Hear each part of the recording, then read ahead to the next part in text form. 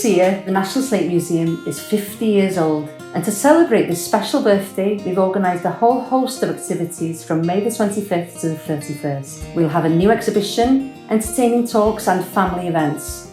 Come along and celebrate with us. The story of the museum began a few years earlier when the Norwich quarry closed unexpectedly in August 1969, and everything to do with the works was to be sold. Seeing everything tagged like this nearly broke the heart of Hugh Richard Jones, the quarry's chief engineer, and many others who were keen to see the place preserved for the future. A busy time followed of negotiations and correspondence between enthusiastic individuals, national establishments, Carnarvon County Council and the Welsh Office. Eventually, it was decided that the County Council was to buy the building, Department for the Environment to look after it, and the National Museum to develop it as a museum, and it was opened on 25th of May 1972. As the workshops developed into a museum, there was a real desire to preserve the character and feel of the place, which is still so important today. But the Slate Museum is not a shell of a building full of memories of the past.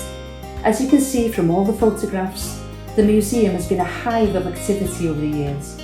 Every year, thousands of people of all ages from all over the world marvel at the skill of our quarryman and blacksmith.